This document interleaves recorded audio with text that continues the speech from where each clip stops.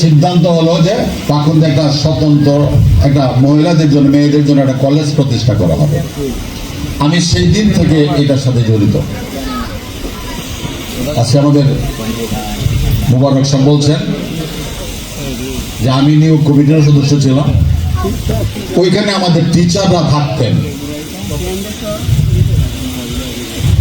আমরা কিন্তু প্রশাসনের অনুমতি নিয়ে এটাকে ব্যবহার করি নাই। প্রশাসনের অনুমতি ছাড়াই এই কোর্ট বিল্ডিংকে ব্যবহার করে আমরা কলেজ হিসেবে প্রতিষ্ঠা করি। দেশের প্রত্যন্ত অঞ্চল থেকে আমাদের টিচার নিয়োগ বিজ্ঞপ্তি দিলাম, ওনারা আসতেন। বিশেষ করে শিক্ষকরা, আমাদের লেডিস শিক্ষকরা যারা এখানে আসতেন, তাদের বাড়ি থাকতো অনেক দূরে। আমরা শিক্ষকদের নিয়ে আমরা বিপদে পড়তাম না, কিন্তু আমাদের ম্যাডামদের নিয়ে আমরা বিপদে পড়তাম যে ওনাদের থাকার জায়গা দেওয়ার মতো এরকম বাসা বাড়ি পাকুন্দা তখন ছিল না। আজকে থেকে 34 বছর সম্ভবত, নাকি 38 বছর হয়, 93 থেকে 33-34 বছর। ওই সময় পাকুন্দাতে বাসা বাড়িও ছিল না ওনাদেরকে জায়গা দেওয়ার মতো। কারো কারো বাড়িতে লজিং থাকতো। আমি যেরকম জাহিদুল হক সাহেবের নাম নিলাম, আমাদের আব্দুল জব্বার সাহেব, ইদ্রিস আলী বয়া সাহেব, ফয়েজউদ্দিন মেম্বার। আমরা কিন্তু এইখানে এই যে সারের গুদামের পিছনে একটা বড় বিশাল আকারে একটা একাশিয়া গাছ ছিল। এই বিল্ডিং এর যত ফার্নিচার আছে সবগুলো খাপ পুরো যেটা বলি, এগুলো এই একাশিয়া গাছে। ওই পাশে যেখানে গুদামের সামনে দিয়ে এখানে ছিল একটা বিশাল বড় কাঁঠাল গাছ। এটা বলা হতো বুড়ির কাঁঠাল গাছ। একজন বুড়ি এটার মালিকানা দাবি করতো, কিন্তু কাঁঠাল গাছটা ছিল সরকারের এই যে রোডস এন্ড হাইওয়ে রাস্তার উপরে। আমরা এই গাছটা কাটিয়ে নিয়ে আসছিলাম, এই একাশে গাছ আনিয়া এটা করছি। এই গাছ কাটার কারণে বুড়ি একটা মামলা করছিল, যেটা আসামি ছিল জব্বার ভূঁইয়া, আসামি ছিল আমাদের ফয়েজউদ্দিন মেম্বার সাহেব। এই মামলা আমি চালাইতাম, তাদেরকে এই মামলা থেকে খালাস করছি। এই যে মহিলা শিক্ষক যারা, তাদেরকে জায়গা দিতে না পারে শেষে একটা বুদ্ধি বাইর করলাম আমরা। আমাদের যারা ব্যাচেলার টিচার ছিল তাদের সাথে তাদের সম্পর্ক মানে বিবাহ বন্ধনে আবদ্ধ করাই দিচ্ছে। এরকম শিক্ষকের এনে আছে, তোমরা জানো না? এরকম শিক্ষিকা শিক্ষক এখানে আছে। নাম বলবো?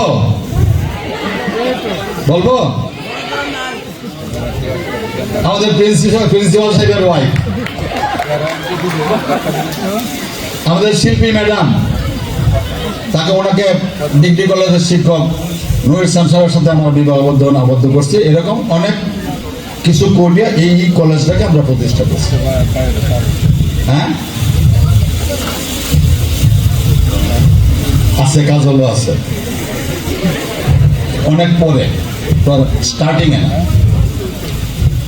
এই জায়গা আমরা নিচে এখান থেকে অল্প একটু জায়গা শুরু করছি, কিন্তু রাস্তা নাই। এই আমি সবাইকে বলে যাচ্ছি যে এই রাস্তা এখান থেকে এই কলেজ স্টার্টিং থেকে সেই রোডস এন্ড হাইওয়ে রাস্তা, এখান থেকে সেই বাইপাসের যে রাস্তা, এই রাস্তাটা আমাদের কলেজের টাকায় কিনা। কেউ আমাদেরকে 1 ইঞ্চি জায়গা দান করে নাই, আমরা কিনে এই কলেজ প্রতিষ্ঠা করছি। আজকে অনেক কথা মনে পড়ে। শিক্ষকরা এত কষ্ট করছে, বেতন পায় নাই, এমনকি আমরা তাদেরকে 3 বেলা খাবারও দিতে পারি নাই। কখনো কখনো অভুক্ত থাকতে হয়েছে তাদের। আমি প্রায়ই আসতাম, আসি রাতের বেলায় তাদের সাথে গল্প করতাম, তাদের খোঁজ নিতাম। এখান থেকে একজন গিয়া হোসেনপুর মহিলা কলেজের প্রিন্সিপাল হয়েছেন, তার নাম হলো মুসলিউদ্দিন। আরেকজন বোধহয় হোসেনপুর ডিগ্রি কলেজের বর্তমানে ভাইস প্রিন্সিপাল মানিক, লুৎফর রহমান মানিক, রিটায়ার করছে। তো এইরকম যারা আছে, এই তাদেরকে নিয়ে এই কলেজটা আমরা করছি। আমরা তাদেরকে শ্রদ্ধার সাথে স্মরণ করি। আমি যখন ছাত্র, তখন এই পাকুন্দের ডিগ্রি কলেজ ছাড়া অত্র অঞ্চলে আর কোনো কলেজ ছিল না। সেই আমাদের গফরগাঁওর বাদশিয়া, নামকাইলের ছেলেরা আমাদের সাথে এসে পড়তো। আমাদের সেই কাপাসিয়ার কিছু লোক, মনোহরদি, এমনকি ওই যে হোসেনপুরের লোক, হোসেনপুর তখন কলেজ ছিল না, আরো পরে হয়েছে। করিমগঞ্জের গুজার দিয়ার একটা ছেলের নাম যদ্দূর আমার মনে পড়ে, পারভেজ, সব আকুন্দা কলেজের এরকম অনেক ছাত্র ছিল। এত সুবিধা আছে, তোমরা যে সুবিধা নিয়ে কলেজে আসো, এই সুবিধাগুলি আমাদের জন্য ছিল না। আমি অনেক সময় বলে থাকি, হিংসা হয় যে আমি যখন দেখি কিন্ডার গার্ডেনের বাচ্চাটা বা হাই স্কুলের বাচ্চাটা যাইতেছে, মায়ের হাতে ব্যাগ, আরেক হাতে টিফিন কেরিয়ার, আর এক হাতে হলো বাচ্চার আঙ্গুল ধরা, মা নিয়ে যাচ্ছে, আবার মা কলেজ স্কুল থেকে ফেরত নিয়ে যাচ্ছে। এটা দেখলে না হিংসা হয়। মজিবুর বলেছে আমরা ভাই বোন ছিলাম 8 জন, এরপরেও সামর্থ্য তখন কম ছিল, কিন্তু পৃথিবীর শ্রেষ্ঠ বাবা মা হলো আমার বাবা মা। এটা আমি দাবি করি। তোমাদের কাছে তোমার দাদা বাবা শুধু আমার বাবা মাই পৃথিবীর শ্রেষ্ঠ, তোমার বাবা মাও পৃথিবীর শ্রেষ্ঠ বাবা মা। কিন্তু তুমি যে তোমার জন্য যে সুবিধাটা আছে, এই সুবিধাটা তোমার বাবা মা গ্রহণ করে না। তোমার জন্য ঈদের বা অন্যান্য অনুষ্ঠানে উৎসবের তোমার জন্য তোমাকে তোমার পছন্দের কাপড়টা কিনে দেওয়ার পরে বা তোমার পছন্দের জিনিসটা কিনে দেওয়ার পরে যদি থাকে কিছু, তখন তোমার বাবা আমার সাথে পরে, আর নাহলে পুরান কাপড়টা পরে তারা ঈদ উদযাপন করে এখনো। আর আমার যদি 50 বছর বা 55 বছর আগের ইতিহাস বলি, তখন কোনো ছেলের কলেজে তো মেয়েরা খুব কমই ছিল। আমরা যখন কলেজে পড়ি তখন সম্ভবত মেয়ে ছিল আমার সাথে 17 জন বা 18 জন। কেউ প্যান্ট জামা পরে, মানে আজকের যে স্ট্যান্ডার্ড কলেজ আসছে এরকম সবাই লুঙ্গি পরে, সিরা লুঙ্গি, পুরাতন লুঙ্গি, জুতা খালি পায়ে আসতো। স্কুলে বেতন দিতে পারতো না, বই কিনতে পারতো না।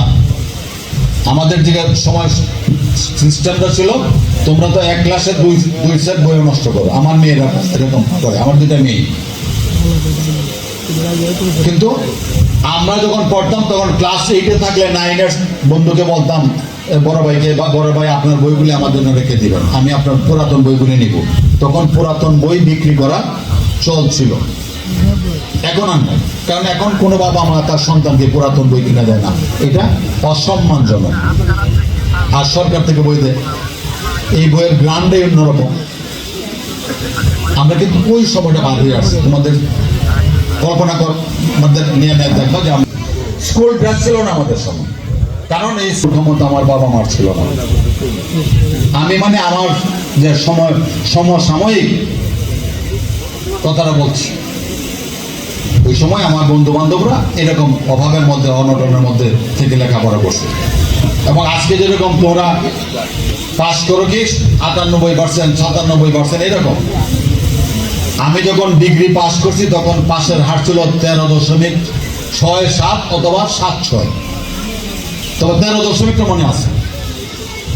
100-র মধ্যে 13 জন পাস করতো এরকম। আমাদের সময় এসএসসি এক চান্সে পাস করার সম্ভব এই ছাত্র খুব কমই ছিল।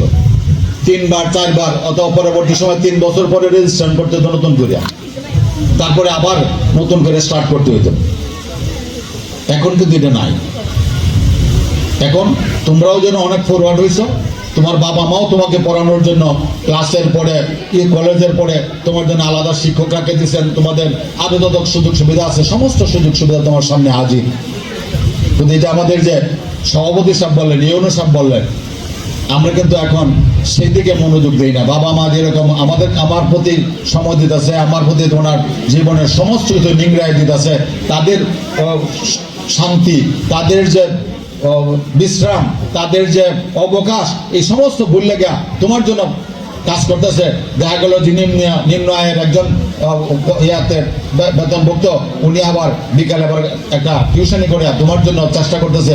তুমি কিন্তু তোমার বাবাকে আউটপুট, মাকে আউটপুট দেওয়ার জন্য সেটা করো না, এখনো করো না। আমরা সেটা মনে রাখি। এই মোবাইল আমি ছেলেদেরকে বলি, কালকে না পরশুদিন দেখলাম একটা ছেলের খবরটা আসছে, প্রায়ই আসছে খবর, বিকালে মোটরসাইকেল কিনছে, সন্ধ্যায় লাশ হয়ে ফিরছে। এটা মোবাইল ফোনে আবার ফেসবুকে আমরা অনেকে দেখছি। আর তোমাদের হাতে মোবাইল তোমার বাবা মার কিনা। আমি বলবো এই মোবাইল হবে তোমার, যেদিন কিনতে পারো সেদিন ব্যবহার করে, এর আগে ব্যবহার করা উচিত না।